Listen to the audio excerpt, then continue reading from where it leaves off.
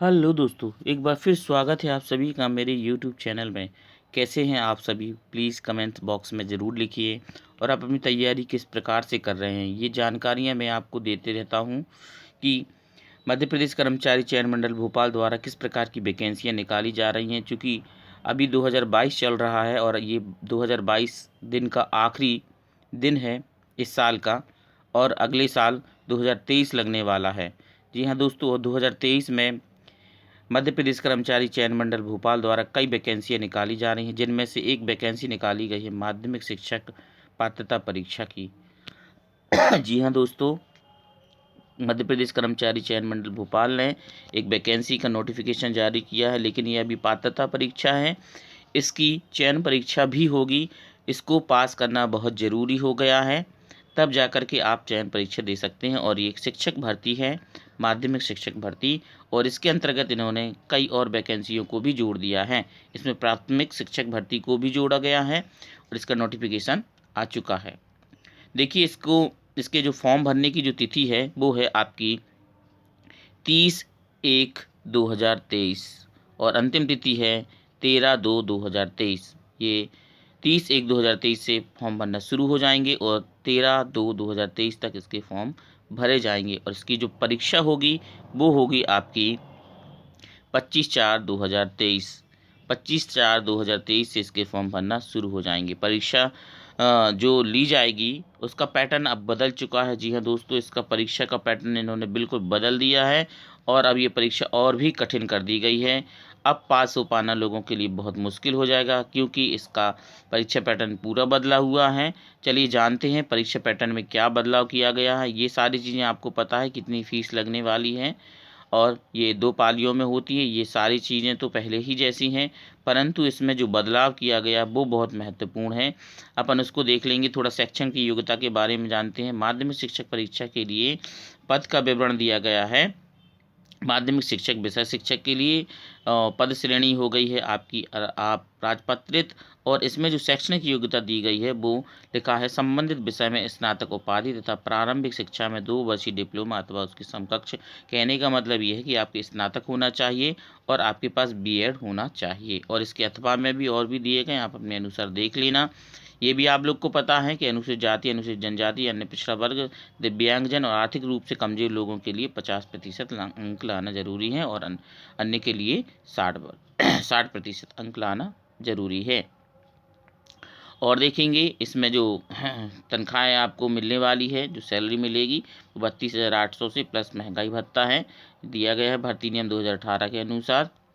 और इसके अलावा जो सबसे महत्वपूर्ण है वो अब देखेंगे हम, परीक्षा योजना में पाठ्यक्रम क्या रखा गया है। देखिए, पात्रता परीक्षा हेतु 150 अंकों का एक प्रश्न पत्र होगा। परीक्षा की अवधि 2.5 घंटे की होगी और पात्रता परीक्षा के सभी प्रश्न बहुविकल्पीय होंगे और इसमें 4 विकल्प दिए जाएंगे, जिनमें से एक सही उत्तर होगा। सबसे महत्वपूर्ण बात मैं आपको बताने वाला हूं कि इन्होंने क्या किया है, ये जान लेते हैं। देखिए, यहाँ पर लिखा हुआ है प्रश्न पत्र, प्रत्येक प्रश्न अंक का 1 अंक का होगा और जो 1 अंक का होगा उसमें एक ऋणात्मक मूल्यांकन होगा। दोस्तों, इन्होंने क्या कहा है, ऋणात्मक मूल्यांकन होने वाला है। जी हाँ, अगर आप 4 प्रश्नों को हल करते हैं, है ना, अगर आपने 5 प्रश्न हल करे, समझने की बात यह है कि अगर आप 5 प्रश्नों को हल करते हैं और जिनमें से आपका 4 प्रश्न आपके सही हो जाते हैं, ठीक है, और 4 प्रश्न आपके सही होते हैं और 1 प्रश्न आपका गलत हो जाता है, तो आप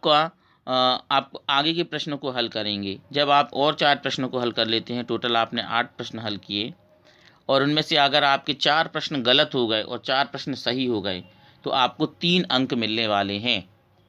कितने अंक मिलेंगे? 3 अंक मिलेंगे। मतलब 4 प्रश्नों को गलत करने पर आपका 1 अंक काटा जाएगा। 4 प्रश्न जब आपके गलत हो जाएंगे तो आपका 1 अंक काटा जाना है। यहाँ पर ये ऋणात्मक मूल्यांकन दिया गया है। इस वजह से लोगों के बहुत सारे नंबर कम होने वाले हैं।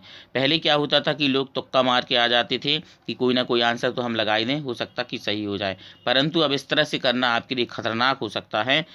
हो सकता कि आप क्वालिफाई भी ना हो। इसलिए अब प्रश्न पत्र को हल करना आपकी जिम्मेवारी बन जाती है कि हम किस तरह से प्रश्न पत्र को हल करें कि हमारे ज़्यादा से ज़्यादा नंबर आ सकें। आगे देखेंगे कि ये जो उनने जो नियम दिया है, इसमें सब्जेक्ट भी उन्होंने टोटल बदल दिए हैं। देखिए यहाँ पर अब दिया गया है हिंदी, अंग्रेजी और दिया गया है आपको सामान्य ज्ञान, समसामयिक पाठ्यक्रम, तार्किक एवं आंकिक योग्यता और शिक्षा शास्त्र। पहले ये जो है 50 अंक का पेपर होता था, अब ये पेपर इन्होंने बदल करके 30 अंक का कर दिया गया है। जी हाँ दोस्तों, ये 30 अंक का कर दिया है और ये नंबर निर्धारित किए गए। हिंदी के लिए 8 हैं, अंग्रेजी के लिए 5 हैं। अब इनने अंग्रेजी कंपलसरी कर दी है।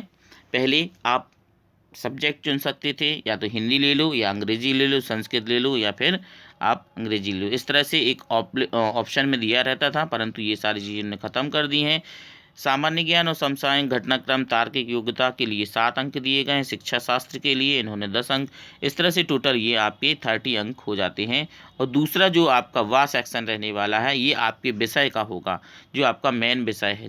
जो वर्ग होगा आपका, जैसे कि आप हिंदी, अंग्रेजी, संस्कृत, उर्दू, गणित, विज्ञान, समाज विज्ञान में से किसी एक विषय से आपने बीएससी या एमएससी बीएससी, बीए, बीकॉम तो आपने किया ही होगा। तो उस विषय के आधार पर आपका एक जो विषय होगा उसको आपको चुनना पड़ेगा फॉर्म भरते समय, और उसी से संबंधित आपको 120 क्वेश्चन पूछे जाने वाले हैं। जी हाँ दोस्तों, 120 क्वेश्चन आपसे पूछे जाएंगे। ये दिया गया है आपके सामने इस तरह से। और ये आपके लिए तैयार करने के लिए आपको पाठ्यक्रम दिया गया है। ये पाठ्यक्रम भी आप देख सकते हैं। अगर आप इसको डाउनलोड करना चाहते हैं तो पीईबी आपको अपने गूगल ब्राउज़र पर टाइप करना होगा, PEB.com। इस तरह से अगर आप टाइप करेंगे तो फिर आपको इसकी साइट ओपन हो जाएगी और इसकी साइट पर जाकर के इसको आप डाउनलोड कर लेना। ये जानकारी आपके लिए कैसी लगी है, इसके बारे में आगे हम और समझेंगे कि ये डिटेल्स में पूरा हम सिलेबस जानेंगे कि किस तरह से आपको तैयारी करनी है, क्योंकि अब पैटर्न बदल चुका है। अब तैयारी करना आपके लिए कठिन हो गया है और ये तैयारी करने के लिए आपको ज़्यादा मेहनत करनी होगी, ज़्यादा से ज़्यादा नंबर खींचने होंगे, जिसमें कि अगर आप क्वेश्चन करते हैं और अगर आपके क्वेश्चन कुछ गलत हो जाते हैं तो कम से कम आप पास हो सकें, क्योंकि इस परीक्षा में आपको पास होना बहुत ही ज़्यादा ज़रूरी है दोस्तों। और ये आपके पास अब आखिरी मौका ही समझिए, इसके बाद फिर पता नहीं वैकेंसी कब निकलेंगी, क्योंकि 2023 में चुनाव है और चुनाव के बाद फिर जो भी जीतेगा तो उसके हिसाब से फिर नया पैटर्न बनाया जाएगा दोस्तों। इसलिए इस मौके को बिल्कुल मत गंवाइएगा। ये जानकारी आप सभी को कैसी लगी है प्लीज़ कमेंट बॉक्स में लिखिए, और ऐसी ही आगे की जानकारियों को जानने के लिए देखते रहिए मेरे यूट्यूब चैनल को। तब तक के लिए आप सभी को मेरी तरफ से नमस्ते। और हाँ, एक बात और, आप मेरे चैनल को सब्सक्राइब करना ना भूलें, सब्सक्राइब ज़रूर करें और अपने दोस्तों को भी शेयर करें। तब तक के लिए आप सभी को मेरी तरफ से नमस्ते।